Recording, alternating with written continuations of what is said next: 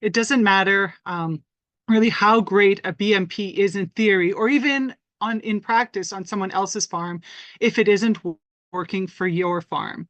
So assessing BMPs before you get started, and then also assessing them along the way as you use them and tweaking them to make sure they fit your individual context is essential to making that investment in that best management practice work for you. So like I said, we're going to be talking about the soil reports, and we're going to be stepping aside from those chemistry reports. And although those chemistry reports can be really informative, especially when you're looking to add amendments to your system that have known nutrient contents, today we're going to be talking about biology, and specifically in the context of soil health reports. And we're going to be talking about those metrics that can help you in that decision-making process. So when we think about BMPs, Sarah's already mentioned the off-calf program. Hopefully you're all familiar with it. But a couple of the main BMPs that are really being promoted, and for good reason, are cover cropping and livestock integration, or rotational grazing.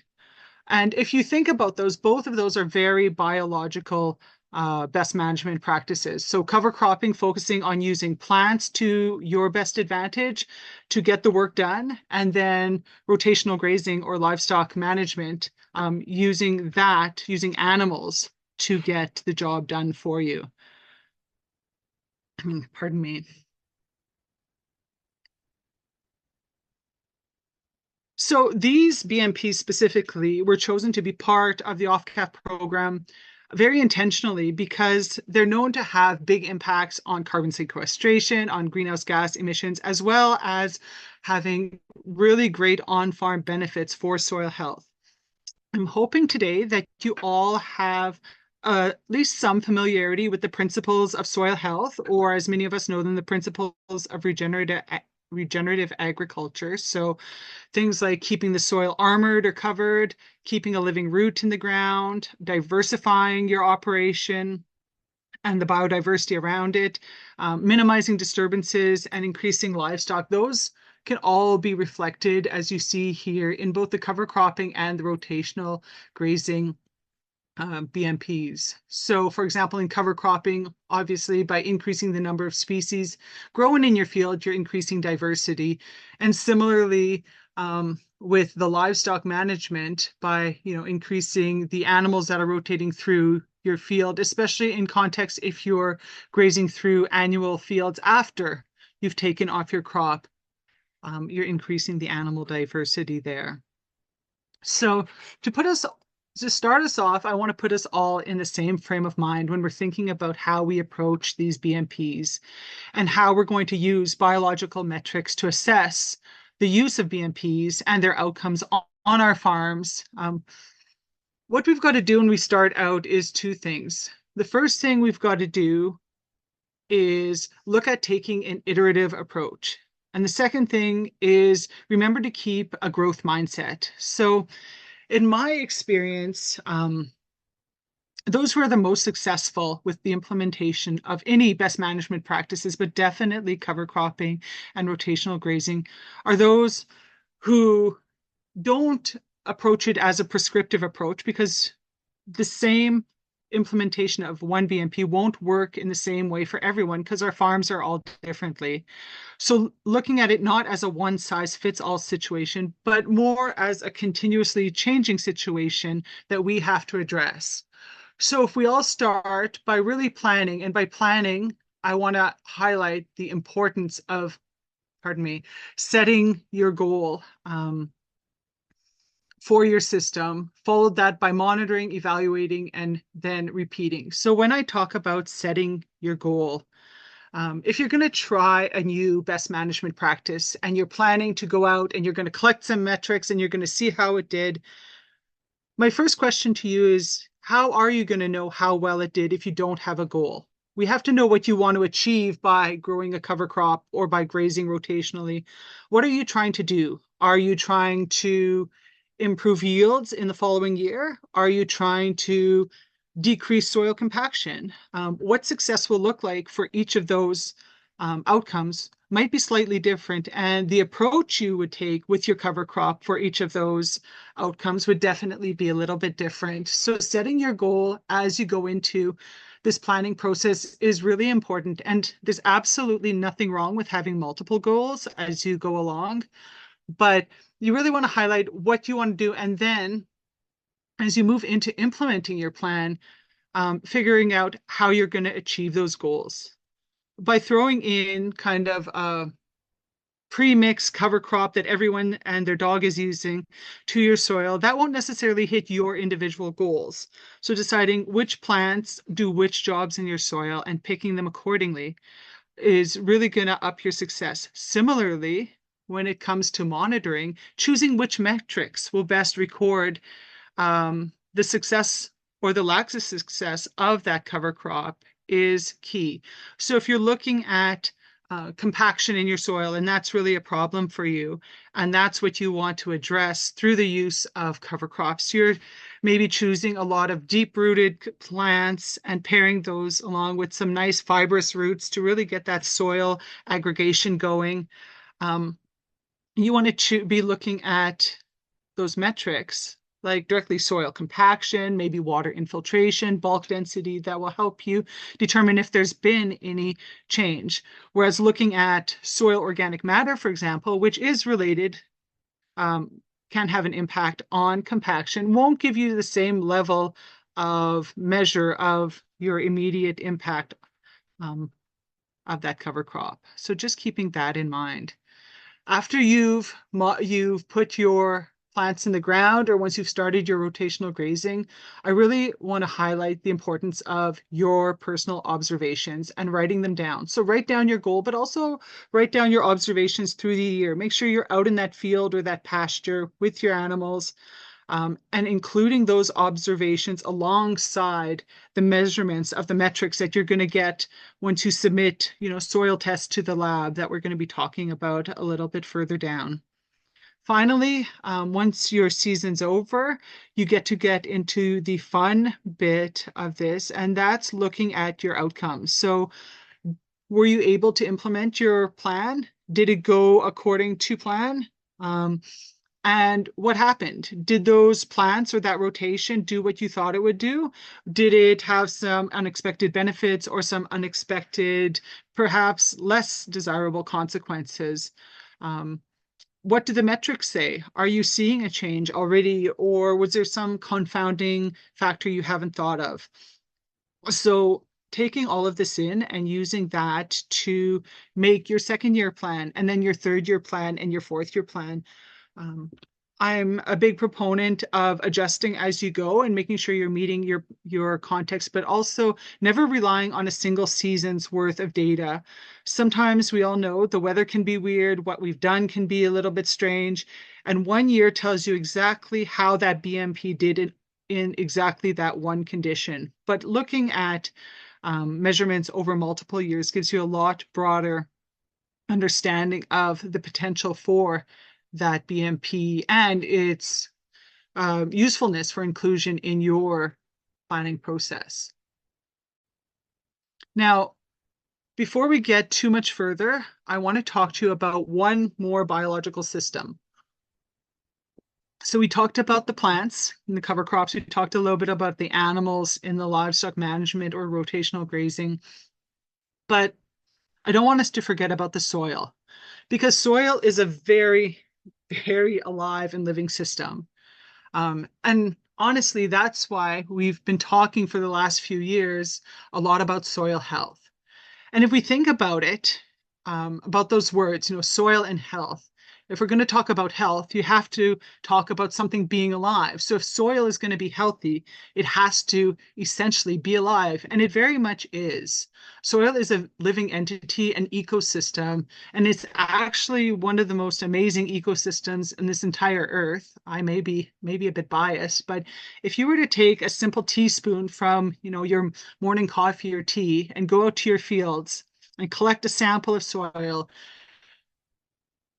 there's literally 1 billion individual microbes in that teaspoon of soil. So 1 billion individuals all alive and doing their thing. And even more impressive is the fact that from that billion microbes, they estimate 10 to 50,000 unique species. So imagine that, think a blue jay is one species, a bear is one species, a goldfish, another species, 10 to 50,000 different species, all microscopic, all living within that single teaspoon of soil, all doing their own thing, providing different functions within your soil and providing an incredible level of redundancy and hence resilience in your soil because there's so many different microbes all doing their jobs in a little, sometimes the same job in a slightly different way that allows your soil to cope with all of those crazy conditions that we see.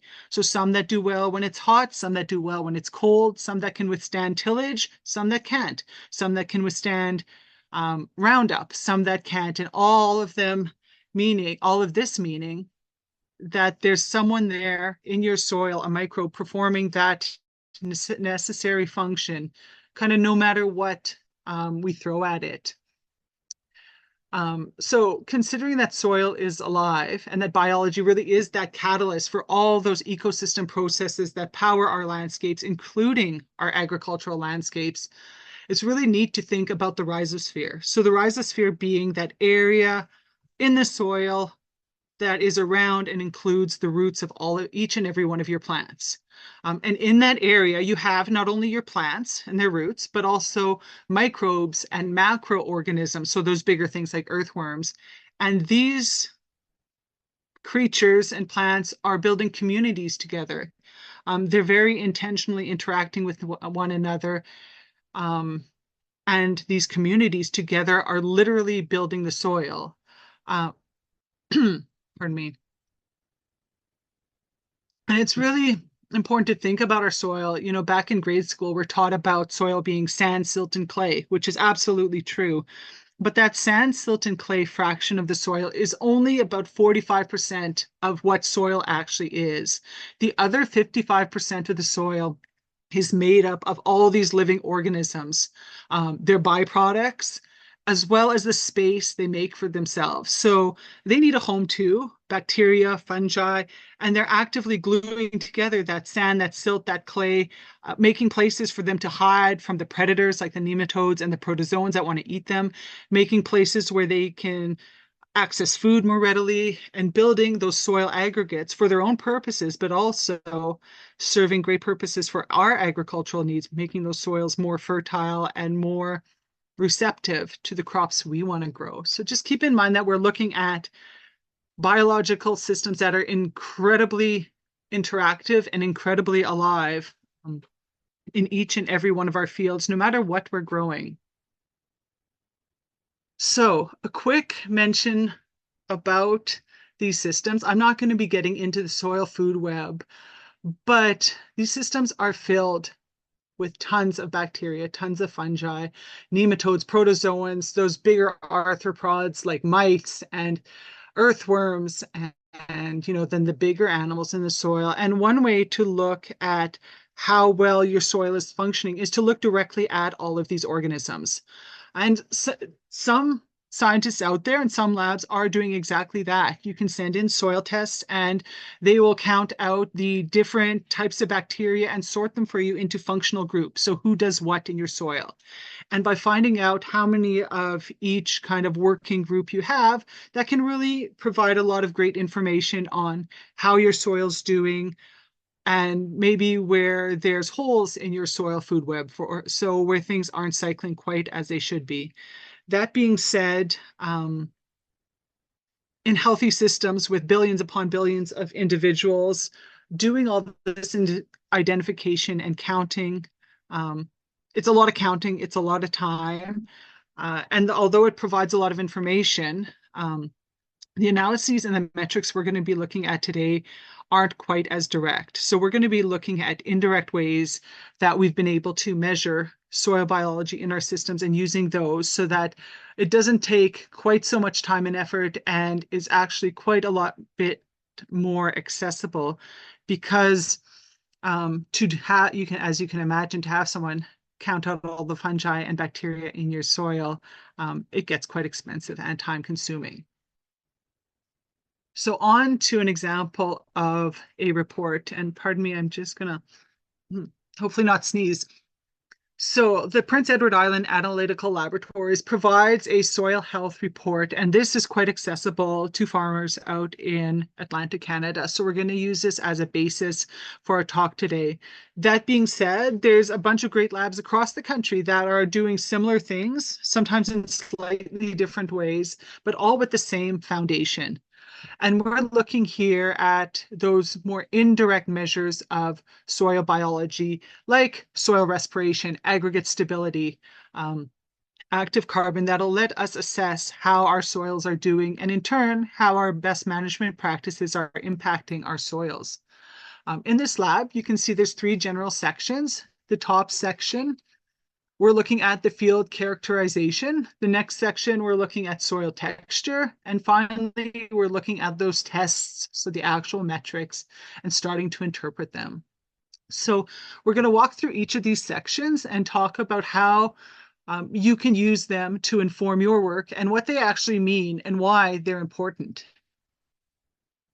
So, field characterization. Just want to take a few seconds on this one to point out a few things. Here we're looking at the existing system. What is that sampling site? Where's your soil coming from? You definitely want to take note of things like amendments applied, especially manure, because they will have an impact on your soil test. So when you're out taking your soil samples, always think about whether or not the sample you're taking is actually representative of your field. If you take a sample the day before you apply manure or fertilizer, for example, you might see a big difference from the results you get if you take that sample 3 days after applying that manure or fertilizer. Same thing goes for tillage or any other practice that's, pardon me, impacting the soil. So take a minute and stop and think about where you are in the season, what you've done to that field, and what could possibly be impacting your soil. Also, decide what question you're trying to answer. Are you looking for a representative soil sample, or are you looking at how the soil is behaving at a certain growth period for the crop in question? Or for that, cover crop in question. Think about that before you sample, because the more informed your sampling decisions are, the more information you're going to be able to get out of those results that the lab brings back to you. The next thing I want to highlight is the importance of soil texture. So sand, silt, and clay. Always look. I love to double check everything. I think it's best practices. Our labs are great, but there's always room for human error. Something as simple as soil texture. We want to make sure that the different percentages always add up to 100. Sometimes it could be, off by 1% or so due to rounding errors, but make sure that that does come out to sand plus silt plus clay equals roughly 100. So the reason why sand, silt, clay, or soil texture is so important is because it has a big impact on almost all of the metrics that we're looking at today. So for example, here I've pulled out a graph on organic matter. So the scoring being on the vertical axis, and then the percent organic matter on the horizontal axis. And you can see there's 3 different lines. One for your coarse soils, so sands, one for your medium soils like silts, and finally the fine line for your clays. And you can see that the expectations are different. So we expect more organic matter in those fine soils. So your starting point, if you have a very clay-based soil, would be to have greater organic matter than if you had a very sand-based soil. So we always have to think about our context when we're trying to interpret our results. And starting with soil texture is a great place for that. The graph that I just showed you was pulled directly from this Cornell framework, so the Comprehensive Assessment of Soil Health. And this is the basis of a lot of the work that's going on in, dare I say, almost all the labs that are looking at soil health and looking at monitoring soil using these indirect biological measurements. There's really no need for everyone to internalize and memorize everything that's in this assessment of soil health. But if you're ever interested in finding out how things are done, why things are done, this is a great place to start. Each of these links are to our actual Canadian Organic Growers Regenerative Organic Hub, where we've posted and shared this assessment as both the full framework and as its individual parts. So that's available free for anyone who might be interested in diving a bit more deeply and looking at charts like the one I just put up on the last slide. They have those graphs available for each of the metrics that they recommend using, and it really provides a lot of great background information, more than what I can provide you with today, on the ins and outs of using these biological metrics for your BMP assessment. So strongly recommend taking a look at it, but definitely not a homework assignment that's a must-do for everyone. Jumping back into that soil health analysis, let's talk a little bit about the biological indicators and how to actually read this output. So on the far left side of your screen, you can see the different tests that are done. So organic matter we're looking at, active carbon, soil respiration, aggregate stability, and so on and so forth. Next to that, you have a column that gives you the raw results. So this is numbers as they come, all with different units for each individual metric, which is really great. But unless you're really well versed in soil health and in each of these metrics, it's a little bit hard to understand. What does that mean, 0.82? Is it good to have a 0.82 milligrams per gram soil respiration, or is it kind of middle of the pack or bad? Well, these reports are really great because they provide you both a scoring and a rating to help you with that initial at-a-glance interpretation. So the scores are percentages, so out of 100. So you can see if you look at soil respiration with a result of 0.82 milligrams per gram, they're giving you a score of 85%. Not too bad. And if you want to know, how does that compare to others, that's actually considered pretty high. So if you're getting a soil respiration of 85%, your rating is high, you're doing pretty good. The color coding is really nice. On here, they don't show low, but if you had a low rating, it would be in red. A little bit above low, they have a low plus in orange, medium in yellow, and high in green. So if your analyses year over year or sample over sample as you go through assessing your best management practices, if you're seeing changes where, maybe you're starting with a lot of yellows and oranges, maybe even a few reds, and gradually you're moving towards more greens and yellows, that's what we're really looking for when we're talking about impact and change, that gradual transformation. So not looking at any one specific rating necessarily, but looking at that trend, looking at those change, looking at those positive impacts. They also here show us, pH, our phosphorus index, and then talking about carbon and nitrogen ratios. And we're going to talk about those two in just a minute. So for this part of the presentation, what I'm going to do is walk you through all of these amazing metrics, starting with organic matter and just talking a bit about what they are and really why it can matter to you so that you can hopefully internalize, how this might be applicable to your farm and see why you might want to be looking at each or any of these metrics when you're using your decision-making process. So organic matter very essentially is living or once living organisms and their byproducts. So it's all the dead plant material, the dead microorganisms, manure, anything that was living or came from living organisms. And it's really carbon rich. They say about 58% of organic matter is actually carbon, so highly carbon rich. But really what's important about this organic matter is it's the soil sponge. So that's where water is able to infiltrate into the water and into the soil, and be absorbed. Having organic matter not only lets water infiltrate and stay in the soil, but it also helps with soil aggregation. So building those nice clumps so you have soil structure so that you can have aeration. So the space between those soil aggregates where air and water can move and where all the soil life actually lives. And of course, have drainage from your soil when there's too much water. Nutrients also tend to attach to organic matter, similarly to how they attach to clay. So when you have higher contents of organic matter in your soil, it's less likely that your nutrients are going to be easily washed away by the rain. So this improves your cation exchange capacity in the soil. So excellent news for nutrient retention and cycling.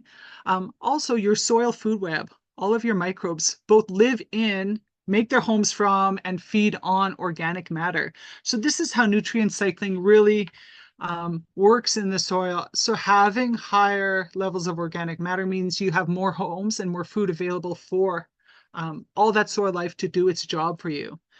One word of caution is that organic matter is what we call a lagging indicator. So it takes a bit of time for it to build up in the soil, and you're not likely to see a great jump in organic matter content in your soil in a single year, even if you're doing the most appropriate practices possible, focus 100% on soil building. It's going to take a few years. That being said, when you do start measuring organic matter year over year, it's really nice when you start to see those trends and it does start picking up and you're able to see that reflected in how your soil's functioning. Here we're looking at how the PEI lab assesses organic matter by crop. So in general, you'll see throughout this presentation, they have an average for all fields. So if you have an organic matter concentration of under 2.5%, that's low. That's really low, to be honest. Root crops, you can see, can tolerate a little bit lower, but in pastures, forage, hay, you should expect higher levels overall of organic matter. And same as you go through all of their different scoring levels. So low, medium, high. You should always expect the best out of your forage, hay, and pasture lands simply because you're working with perennial systems. Perennial systems are a lot more conducive to building up organic matter, followed by, cereal grains, crops, and then, of course, root crops, which you'll see the slowest increase most likely in your fields. So keep that in mind when you're looking at or when you're assessing organic matter and other metrics. What you're growing is also going to have an impact on the metrics you have, and that's simply what it is. Moving on to active carbon, really like looking at active carbon because that's the carbon that the soil is making available to the soil food web as food. So that's really what's cycling when we're talking about that portion of organic matter that's working through the microbes. It builds up a lot more quickly when there's a lot of biological activity. So it's what we consider a leading indicator. So you're more likely to see a change, a positive change in soil or active carbon before you see that same change reflected in your organic matter. So if you're looking to see it in a more short term, this is the metric you want to look at. And then if you're seeing active carbon increases year over year, you would over several years expect to see those same trends, those increases in that organic matter. So that's a difference between that lagging organic matter indicator and this leading indicator, both looking at very carbon-based metrics. And here, similar to with the organic matter, what you can expect is the great higher levels of active carbon in your forage, hay, and pasture lands, and then lower levels with root crops, and then intermediate with your corn and grain. If you're just looking for generalized ratings, that's where we have the all fields kind of as an average between them. But again, those perennial plants really do help sequester a lot of carbon. And one of the reasons for that is because they play host to a lot of fungi, and fungi are amazing at sequestering carbon in the soil through their phenomenal hyphal network. So those are the little rootlets where they put down a ton of carbon in the soil.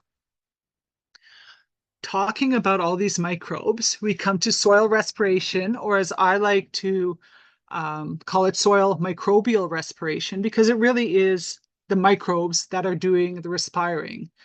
So respiration, we all know about breathing.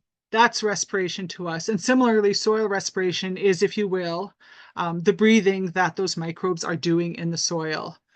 We measure this by capturing the carbon dioxide that is exhaled by the soil.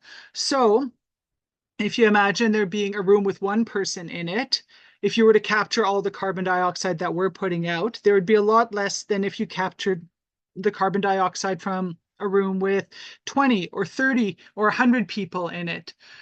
Very much in the same way, if you have a soil with a lot of microbes in it, you're going to have a lot more carbon dioxide coming off of it because there's a lot more respiration happening. So this is important because it gives you an indirect way of measuring how much activity, how much biological activity is actually happening in your soil. So you don't have to get out there and start counting those bacteria, but you can see greater respiration, more microbes working in the soil. My one word of caution when using this metric is, however, that it does tend to be biased towards microbes. Microbes tend to contribute, biased towards bacteria. Bacteria tend to contribute a lot more towards the CO2 output than do, say, fungi in the soil. So the fungi, instead of off-putting a lot of CO2, they're actually laying down a lot of their carbon in their older hyphae. So it's not getting released, it's getting stored in the soil. So if you have a highly fungal soil, you're going to not see necessarily as much of a representative soil respiration than you would if you just had a highly bacterial soil with lots of bacteria putting out that CO2. But nonetheless, a great measure of general soil activity. And in our, annual crop fields especially, this is a great way to measure soil microbial activity, moving into those more permanent plots that tend to favor fungi, so those perennial plants, forests, then you want to take this with a word of caution for sure. And here again, this is reflected in the difference between our forage crops and our root crops and what we'd expect from them. So you can see that the expectations right off the hop with those perennial crops is to have higher soil respiration than you would in a root crop where you'd expect a lot more bacterial activity. But in general, a lot less in general, a lot more respiration happening in the pastures, also because there's a lot more microbial activity overall. Question that I'd like everyone to think about too is, when would you expect to see bursts in soil respiration? So when we do undertake certain activities in our fields, we can actually cause a sudden onset of bacterial reproduction, and then hence an increase in bacterial populations all of a sudden that would lead to a burst in the soil respiration. So for example, quick tillage will do that. So sampling directly after tillage, you might see a burst in soil respiration. Also looking at an addition of something like manure or whatever food you're adding in. Some people add molasses to their soils. You would see a burst in that bacterial activity and hence a burst in soil respiration.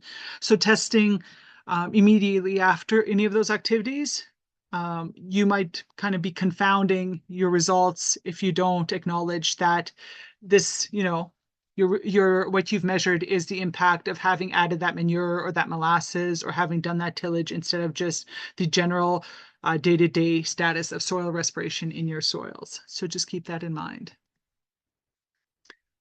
Wet aggregate stability. This is the percentage of a soil aggregate that will remain intact when submerged in water. So you get rain in your soil. If you've ever hosed off, root vegetable and seen all that soil come off, you know what water pressure can do to soil. Rain can do the exact same thing to the soil aggregates. All that nice soil structure can be pulverized by water if we don't have good aggregate stability. So, and this is problematic because when you lose that structure, you lose the aeration, you lose the water ability for water to get in between the soil particles, and all that little tiny bits of soil that come off of the aggregates or clumps kind of fall in, fill in the holes between the other aggregates, and make it somewhat impenetrable to air, water, plant roots, and microbes. Um, and this is can make your soil a lot denser. So it all just kind of packs down, just like when you'd shake a bin of flour or beans to settle it down a bit and take up all that space. That's what you're really doing if you have poor aggregate stability. So what you want with aggregate stability is to have your values um, as close to 100% as possible or higher and higher. So here we expect, again, greater aggregate stability in forage, hay, or pasture lands where there's a lot of fungi and bacteria interacting, and then a little bit less in root crops where we'd expect more disturbances.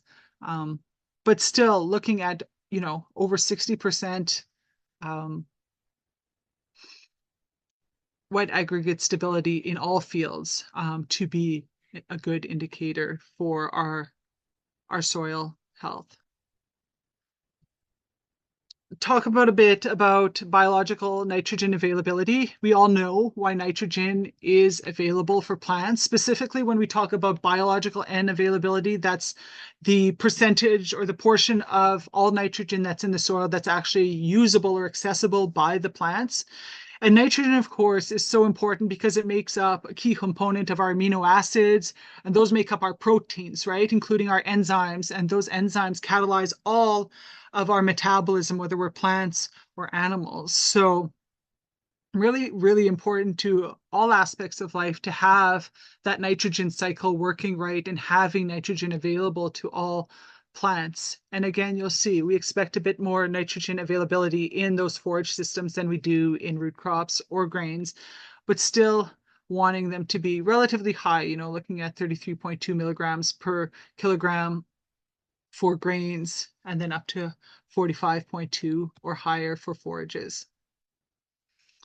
Available water capacity is the amount of water that can be stored in the soil and made available to plants. It's impacted by a lot of the metrics we've talked about and a few that we're going to talk about, including organic matter, bulk density, aggregate stability, and soil texture.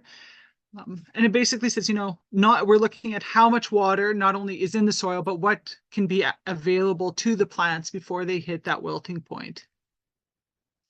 And we're seeing same trends again, right? I sound like a bit of a broken record where forage and hay pasture lands, we are expecting a bit higher ratings than we are in root crops or also our grains and cereals. Gonna just jump a little bit into our carbon to nitrogen ratio. When we talk about a narrow carbon to nitrogen ratio, that means there's a similar number of carbons to nitrogens in the soil. When we talk about a wide ratio, there's a lot more carbon than nitrogen. And this is really important because that ratio impacts decomposition. And decomposition is how fast those microbes can break down materials and whether or not those microbes are going to immobilize the nitrogen in the soil or if it's going to become available for your plants. So if we consider this in the context of residue decomposition, if you have a narrow C to N ratio, so the microbes are able to quickly consume the crop residues, really break them down, which is great if you want to get rid of all the residue from your crop and not have a lot left over when you go back into seed. But on the other side, you have a soil that is left exposed bare longer. This is especially important consideration when you're dealing with cover crops because you don't want a lot of trash from your cover crop necessarily on the field afterwards plugging up machinery for seeding time unless you have machinery that can handle that. So do you want your soil to kind of cycle all of that carbon, all of those nutrients from that leftover trash from your crop more quickly? Or are you more worried about erosion and what can happen if there's not enough trash left on the field? Similarly, when we're looking at wider carbon to nitrogen ratios, then those microbes um, need to use the nitrogen that is available in the soil to break down those residues. And that ties it up, right? That immobilizes it, and that can result in nitrogen deficiencies. So we want to be very cognizant of the availability of nitrogen to help the microbes break down those heavy residue crops, those high carbon crops. Um, Otherwise, we could end up tying up nutrients and not having them available for our crops and the following growing season. Within the soil food web too, all organisms have their own carbon to nitrogen ratio. And I'm not going to spend a lot of time on this, but I just want to point out that down at the bottom, so the fungi and bacteria, those are kind of our first level of decomposition. They're breaking things down. They have a much narrower carbon to nitrogen ratio than do the higher level predators like protozoans or nematodes. And of course, further up, we can talk about plants like wood that have and trees that have very high levels of carbon to nitrogen ratio. So just consider keeping that in mind because it really does impact how we're cycling the different materials in our soils. This is an example of what happens in the soil, and I'm not going to fixate on it for too long, but when you have those bacteria, they've gone out, they've eaten the crop residue, they're starting to break it down. Bacteria, just for reference, they like those more sugary, easier to break down materials, whereas your fungi, they're going to be breaking down the harder materials, the more woody stuff like corn stover. Because they have a smaller carbon to nitrogen ratio, that's what's contained in their body composition, right? And when they get eaten by an amoeba or another protist, that protist doesn't need all that nitrogen to maintain its carbon to nitrogen ratio. So it needs to eat, for example, 6 bacteria to achieve its 30 carbon ratio, but it only needs 1 nitrogen. So that leaves an excess of 5 nitrogen that literally these predators are able to poop out. And when they excrete this extra nitrogen, that's what's being made available to our plants for uptake. So the fact that these different ratios exist and that plants have different ratios than the bacteria and the fungi that are then eaten by, the protozoans or the nematodes, that's how we're breaking down our waste materials and how we're making nutrients available in our systems. So just something to keep in mind as we work through carbon to nitrogen ratios and how they can really inform what we do and how we manage our fields.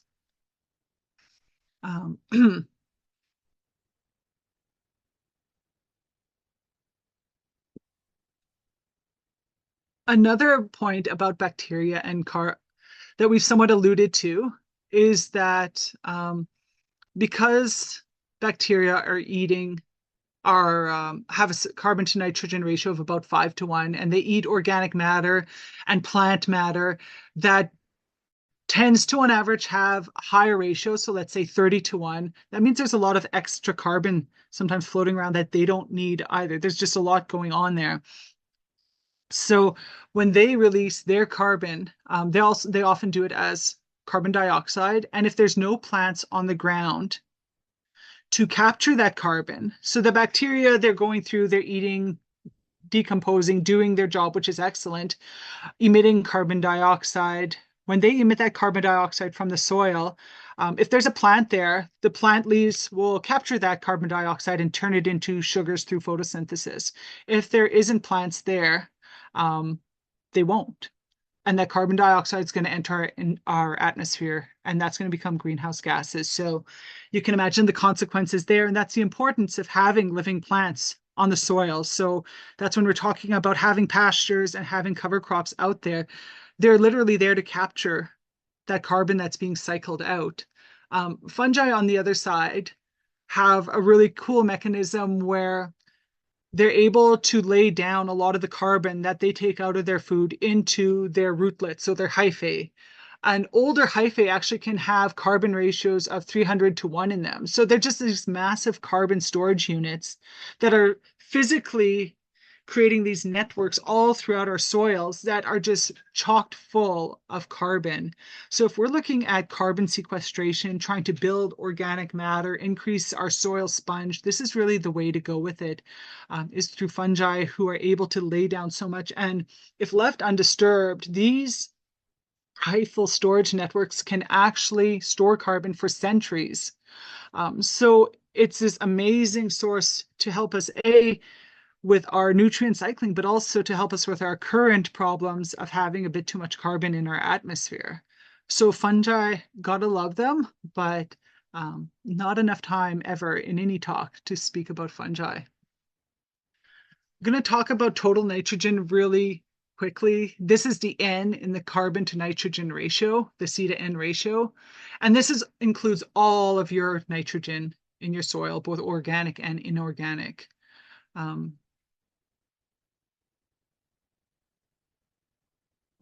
If there isn't enough nitrogen in your organic matter, keep in mind you're going to have immobilization issues. But if there's sufficient N in your system, you're going to have mineralization, and that's what's released to your crop.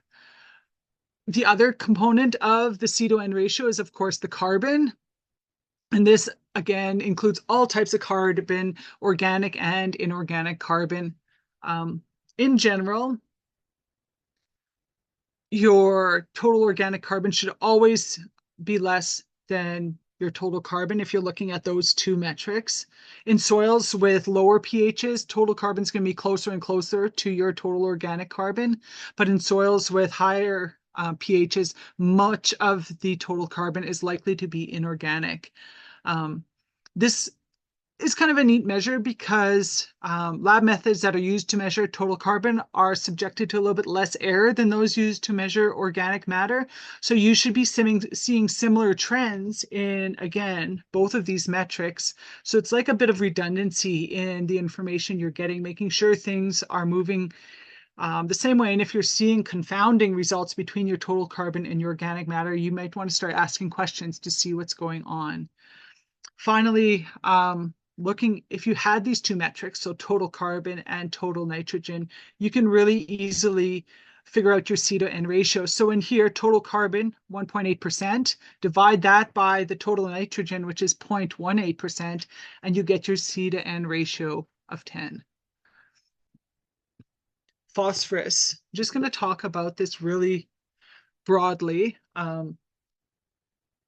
We're all familiar with phosphorus, but I want us to all remember that phosphorus plays a super important role, in photosynthesis and respiration, in our energy transfer, in cell division, but it's the element that's literally being added to and ripped off of various compounds to release energy. So anytime that your plant is trying to do anything, that we're trying to do anything, it's a carbon exchange or a phosphorus exchange. And that's why phosphorus is so important as a nutrient to our plants.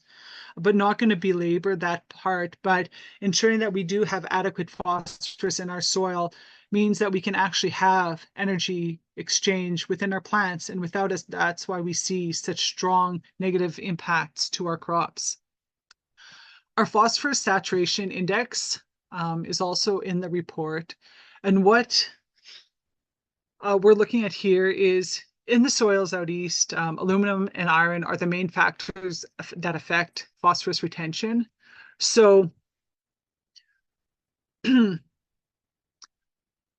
you have pHs less than 5, you want to have your phosphorus saturation at around 19%, or for those soils that are have a pH greater than 5.5, you're looking at 14%. At levels higher than these, the addition of phosphorus, whether it's from fertilizer or manure, is a lot more likely to result in phosphorus being released during runoff. So A, you're wasting money, but B, you're also contributing to an environmental problem. And I want to highlight that, on the prairies, we have a huge problem with that in Lake Winnipeg, because when there is that excess release of phosphorus, which is coming from, in part, agricultural sources, it's contributing to things like algal blooms in Lake Winnipeg that's making the lakes, well, unswimmable to us, undrinkable to us, but also inhospitable to a lot of the fish and other creatures that live in there, and toxic to some that try to swim in there. So not something we want to be promoting, as it's literally suffocating our waterways. Finally, just want to give a few words to some observations that you guys can all be making in your fields, even if you decide not to go the way of laboratory testing and looking at these biological metrics. One of the best tools you can use in the field, other than your shovel, is of course water infiltration. What we're doing here is you just pound a metal ring into the, soil, halfway into the soil. So this is a 6-inch ring. You pounded it in 3 inches into the ground. Fill it with an amount of water that's equivalent to a 1-inch rainfall, and then time how fast that water soaks into the ground. So what this is representative of is, how much water can be infiltrated after a rain. The effective precipitation, so the amount of water that can actually get into the ground, is a lot more important to us than the actual total amount of precipitation we receive. If the water can't get into the ground, so if it runs downhill, then it's not very good use to our plants. So when you're looking at water infiltration, when we're measuring it out in the field, you want it to be as fast as possible. In some highly organic soils, so soils with a lot of organic matter, we're seeing almost instantaneous water absorption. That means every drop of rain counts and is then available to the plants in that area. But if your water has to sit there for an hour or more before it can even start to infiltrate, that means chances are, if you have any kind of slope, it's running off and you're losing it. So measures of water infiltration can give you a great idea of how your soils are doing. Word of caution with that, of course, is if you have a drought and your soil is rock hard, the water infiltration is going to reflect that, right? Dry soils don't take in water very well. So be cognizant of that. Similarly, if you've had huge rains and you go out and test your water infiltration and your water is already fully saturated, there's no more room for the water to go in. So think about when you do these tests, but it's something that's so simple, anyone can do it in their field. I recommend doing it multiple times across your field to see how water is reacting in your soil and where you may have some challenging areas or some exceptionally good, well-performing areas. Bulk density is another cool way to look at your soil. What bulk density is looking at the mass of soil of a known volume. This matters because if you imagine a cup full of soil, if there's a lot of airspace in it, there's a lot of room for air, for water, for roots to move through that soil. So that'd be a healthy soil. So it would have a low density, right? It weighs less for that same volume. However, if you were to compact in a lot of soil particles, so a lot of sand, silt, and clay, really stomp it into that same cup or measure of area, you can imagine there's a lot less airspace in there, a lot less room for the roots, for the air, for the water, for the microbes. So you have a higher density, more weight in that little space. So it really gives you a good idea of how much room there is in your soil for life to exist. And what you want is a nice spongy soil with a lot of pore space that has a low bulk density. The ideal bulk density for different plant growth does depend on soil texture, sandy soil having higher bulk densities than those finer clay soils. And again, that just speaks to the importance of considering soil texture when you're looking at these metrics. But once you get to a certain level of bulk density, you're actually going to be impeding your plant growth. So you want to really consider that if you're getting very high levels, what's that doing to your plants and how could you maybe fix that? One note of caution on this is don't bother doing a bulk density test right after tillage. Tillage fluffs things up. So there's going to be a lot of artificial space in your soil. So bulk density won't tell you a whole lot right after tillage. Also, easy thing to do is compaction meters readings. We use penetrometers. They can be purchased for a couple $100. Maybe your extension office might have one, but they tell you a lot about your soil. Roots can only push so far into the soil, and once it becomes compacted, they just can't go anywhere. And maybe some of you have had the unfortunate experience of seeing those big tap roots that suddenly start going at a 90-degree angle because they've hit a level of compaction in the soil that they just can't push through anymore. Plants tend to grow best when they have to exert less than 200 psi to push their roots through. So that's the first level we look at. And the compaction meter reads out, or the penetrometer reads out into PSI. So once you get to 200, you might start having some issues. Once you get to 300, there's not a whole lot of roots that can get through it. So you have serious compaction issues. And that's something you probably want to address because it's likely preventing downward growth, cutting off access to those lower levels of soil and to the nutrients and water that's available in there. So by simply walking through a field, you can get a really good feel of where you might have compaction level issues and where you won't. The tractor runs where you park your tractors and drive them obviously will be more compacted, and you'll see that right away. Areas with a lot of organic matter that experience less tillage, maybe a no-till system or a pasture, you'll see a lot less compaction. And you want to have, that greater level of compaction all the way, or that greater level of no compaction all the way through your soil profile. So the further down you could push that penetrometer into the soil before hitting those high 200, 300 psi compaction levels, the better, because that means the greater the depth of soil profile that's available to your plants and crops. So all of this being said, I hope you've taken away from this talk a few thoughts on the metrics that you can use to monitor your BMP implementation.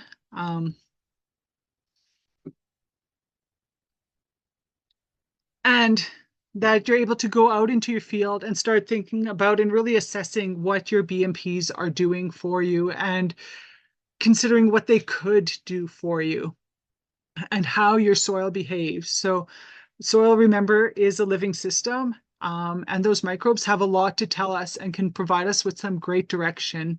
And by implementing a few BMPs properly and conscientiously, hopefully you'll be able to reach your soil health goals as well and see that reflected in the resilience and the productivity of your crops.